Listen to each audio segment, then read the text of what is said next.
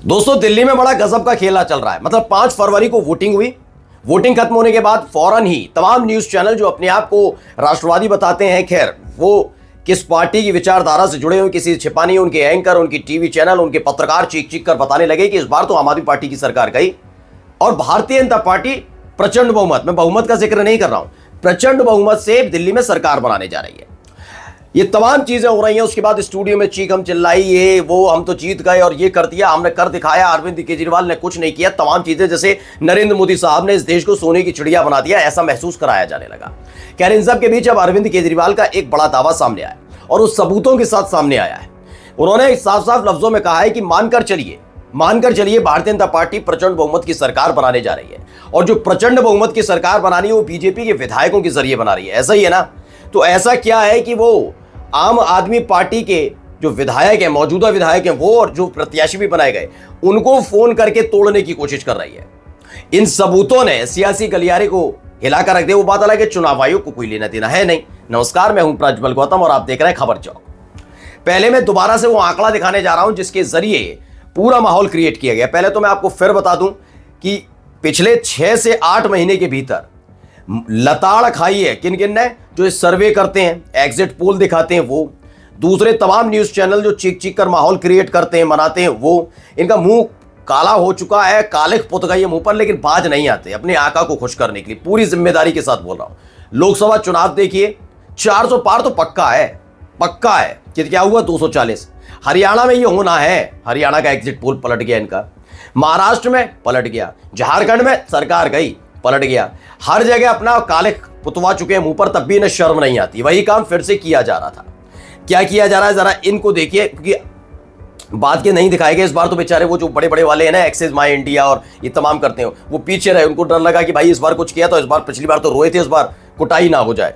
तो देखिए किन्होंने किया, Matrize, Peoples Pulse, P Marq, JVC, Mindbrink, इन लोगों ने किया है। इनका आपने शायद कभी नाम भी ना सुना हो। एक्सिस माई इंडिया उन सबका तो सुना भी होगा, इसका नहीं सुना होगा। अब जो मैट्रिज है उसने बताया कि 35 से 40 बीजेपी को सीटें मिलेंगी, आम आदमी पार्टी को 32 से 37 सीटें, मतलब 1-2 सीट का इधर उधर बीच में कुछ हो जाएगा तो बढ़िया रहेगा, इसकी साख बची रहेगी। इसलिए पीपल्स पल्स के मुताबिक बीजेपी पूर्ण बहुमत की सरकार बना रही है। देख लीजिए 51 से 60। पी मार्क कहता है 39 से 49 सीटें बना रही है, बीजेपी सरकार बना रही है। यही जेवीसी कहता है 39 से 45 सीटें, दावा है कि भैया बीजेपी सरकार बनाएगी। मिंडब्रिंग कहता है ना ना ना, आम आदमी पार्टी सरकार बनाएगी, 44 से 49 सीटें उसको मिलने जा रही है। तो सबके अपने अपने दावे हैं। अब इन दावों के बीच में सबसे पहले ये देखिए, एक नंबर है, स्पष्ट नहीं दिखा रहे हम आपको नंबर, लेकिन तारीख समय देखिए, 12:09 पर एक फोन आया दोपहर में। ये मुकेश अहलावत हैं। जो मुकेश अहलावत हैं, दरअसल ये विधायक भी रह चुके हैं और फिलहाल प्रत्याशी भी हैं। कहां से? सुल्तानपुर माजरा से विधायक हैं आम आदमी पार्टी के, और इस बार प्रत्याशी ने सुल्तानपुर माजरा से आम आदमी पार्टी ने बनाया भी था। उन्होंने ये दावा किया, मुकेश अहलावत का दावा है कि उनके पास एक फोन आया। क्या आया? उसके बाद उन्होंने लिखा है कि मैं मर जाऊंगा, कट जाऊंगा, लेकिन कभी अरविंद केजरीवाल जी का साथ नहीं छोड़ूंगा। मुझे इस नंबर से फोन आया, उसने बोला कि उनकी सरकार बन रही है, यानी बीजेपी की सरकार बन रही है, मंत्री बना देंगे और 15 करोड़ देंगे, आप छोड़कर आ जाओ। मैं इनको कहना चाहता हूं कि जो इज्जत केजरीवाल जी ने और आम आदमी पार्टी ने मुझे दी है, मैं मरते दम तक अपने पार्टी को नहीं छोड़ूंगा। अब ये इनकी बातों में कितना दम है कितना नहीं, तो आने वाले वक्त में ये तो हर नेता कहता है छोड़ेंगे नहीं, करेंगे नहीं, लेकिन बाद में पता लगता है वो छोड़कर चला जाता है। इन्हीं की पार्टी के कई नेता मैंने दिखा दिए। अतिशी को देखिए, आज अतिशी, माफी चाहूंगा अतिशी कह रहा हूँ, स्वाति मालीवाल को देखिए, और बेचारी कल तक 10 साल तक तो वो इनके साथ रही, राज्यसभा भी गई, तमाम चीज़ों में सक्रिय रहीं, लेकिन आजकल बड़ी जनसेवा उनके अंदर की जाग रही है, क्योंकि उनके साथ कोई बदसलूकी हो गई जिसका उन्होंने आरोप लगाया और सुनवाई नहीं हुई। वरना जनता, अब उन्हें याद आ रहा है कि जनता के साथ कितना अत्याचार अरविंद केजरीवाल कर रहे थे। तो ये सारे के सारे मौका परस्त हैं। मैं स्वाति मालीवाल को भी मौका परस्त मानता हूँ। अगर जनता के ऊपर अत्याचार हो ही रहा था तो अब तक आवाज़ क्यों नहीं उठाई, चुप क्यों बैठी थी? मतलब आपके साथ हुआ इसलिए आपके साथ जनता खड़ी हो जाए, मतलब आपके साथ कोई बदसलूकी हुई है तो ये स्वाति मालीवाल, मैं कुमार विश्वास को भी मानता हूं, उनको राज्यसभा की नहीं भेजा गया तो इतने नाराज हो गए कि अब वो दिन भर आम आदमी पार्टी को उल्टा सीधा बोलते रहते। मैं ये नहीं कह रहा हूं आम आदमी पार्टी दूध की तुली नहीं है, दूध की तुली है बहुत, वो भी ऐसी ही है, सारे ऐसे हैं, राजनेता ऐसे ही होते हैं। अब इनका कितने दिन तक ठिकाना है पता नहीं मुकेश अहलावत का, लेकिन फिलहाल इन्होंने ये लिख दिया। अब अतिशी है जो दिल्ली की मुख्यमंत्री है मौजूदा, वो लिखती हैं अगर गाली गलौज पार्टी की 50 से ज्यादा सीटें आ रही हैं तो ये हमारे प्रत्याशियों को संपर्क करके तोड़ने की कोशिश क्यों कर रहा है? ये दिख रहा है कि एग्जिट पोल एक साजिश है आम आदमी पार्टी के विधायक तोड़ने की। अब जो आरोप आम आदमी पार्टी की तरफ से लगाया जा रहा है वो ये लगाया जा रहा है कि ये माहौल क्रिएट किया जा रहा है। अब तो जनता के हाथ में नहीं रहा, उन्होंने तो वोट कास्ट कर दिया। अब एग्जिट पोल के जरिए ये माहौल क्रिएट किया जा रहा है कि सरकार तो बीजेपी की आ रही है।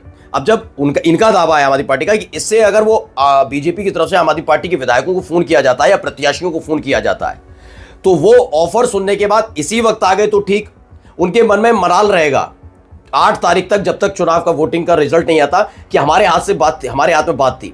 मानकर चलिए बीजेपी के पक्ष में ही आ गया तो बेचारे मलाल में रह जाएंगे, ठीक है। और अगर झांसे में आ गए तो टूट कर आ गए इनके साथ, तो इनकी बल्ले बल्ले हो जाएगी। ये आरोप आम आदमी पार्टी की तरफ से लगाया जा रहा है कि इसके जरिए माहौल क्रिएट किया जा रहा है। और ये हुआ भी था, आपको याद होगा जब लोकसभा चुनाव को लेकर हुआ और उसके बाद एग्जिट पोल के जरिए इतना जबरदस्त माहौल क्रिएट कर दिया गया कि बताया गया कि कई लोगों ने करोड़ों अरबों रुपए कमा लिए शेयर मार्केट से।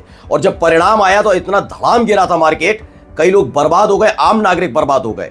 तो ये एग्जिट पोल के बहाने तमाम चीजें की जाती रही हैं। कोई पुरानी कहानी नहीं बता रहा, अभी की बता रहा हूं, इसी बार के लोकसभा चुनाव की। तो ये आरोप लगते रहे हैं लेकिन किसी को फर्क पड़ता नहीं है, क्योंकि सरकार जिनके हाथ में है उनको कोई फर्क पड़ता ही नहीं है। अब जरा इनको भी सुनिए, ये अंजना पर्चा है, वो क्या कुछ कह रही हैं। आज मेरे से गाली गलौज पार्टी ने संपर्क करा और कहा कि हम आपको 15 करोड़ रुपए देंगे और मंत्री पद भी देंगे। लेकिन मैं कहना चाहती हूँ इस गाली गलौज पार्टी को कि हम अरविंद केजरीवाल जी के सच्चे सिपाही हैं, ना हम डरेंगे ना दबेंगे, हम पार्टी में ही रहेंगे। तो ये भी आम आदमी पार्टी की प्रत्याशी हैं। दरअसल अंजना पर्चा जो है आम आदमी पार्टी की विधायक भी रही हैं और ये त्रिलोकपुरी से हैं। अंजना पर्चा हैं जो प्रत्याशी दोबारा बनाई गई। और ये देखिए क्या कहती हैं, इन्होंने सुनी रही आपने, ये कहती हैं आज गाली गलौज पार्टी ने मुझे संपर्क कर 15 करोड़ का लालच देकर हम जैसे निष्ठावान प्रत्याशियों को तोड़ने की असफल कोशिश कर रही है। मैं मर जाऊंगी, कट जाऊंगी, लेकिन कभी वही स्क्रिप्ट उन्होंने जो लिखी है, अरविंद केजरीवाल जी का साथ नहीं छोड़ूंगी। मैं इनको कहना चाहती हूँ कि जो इज्जत केजरीवाल जी ने और आम आदमी पार्टी ने मुझे दी है, मैं मरते दम तक पार्टी को नहीं छोड़ सकती। मतलब सेम स्क्रिप्ट चिपका दी गई है, तुम भी कहो। अब भाई आम आदमी पार्टी का तो इतिहास भी आप जानते हैं, वो कुछ इसी तरीके की हथकंडों के साथ चलता है। तो ये भी भरोसा नहीं किया जा सकता, फोन आया था, अपनों से कराया था, क्या था, ये मैं भी नहीं कह रहा, ना मेरा चैनल जिम्मेदारी ले रहा। लेकिन फिलहाल ये बात भी सच है कि जो एग्जिट पोल के जरिए है भारतीय जनता पार्टी माहौल क्रिएट करती रही है। मैं खुद न्यूज चैनल में काम कर चुका हूं तो मुझे मालूम है कि बीजेपी के खिलाफ, खासकर मोदी शाह के खिलाफ कितनी खबरें चलाने की हिम्मत कोई प्रोड्यूसर, कोई वहाँ का जो तमाम जो बड़े बड़े पदों पर बैठे हैं कितने लोग कर सकते हैं। तो ये मैं खुद भी जानता हूँ। तो एग्जिट पोल चलाने की किसी में इतनी हैसियत नहीं है किसी भी न्यूज़ चैनल में कि वो एग्जिट पोल चला पाए ऐसा जिसमें भारतीय जनता पार्टी हार रही हो। हम कर चुके हैं, हमने देखा भी है, तो डर लगता है इन सब लोगों को। खैर ये भी सारी चीज़ें हैं। अब अरविंद केजरीवाल भी से ट्वीट करते हैं, लिखते हैं कुछ एजेंसीज दिखा रही हैं कि गाली गलौज पार्टी की 55 से ज़्यादा सीटें आ रही हैं, ठीक है।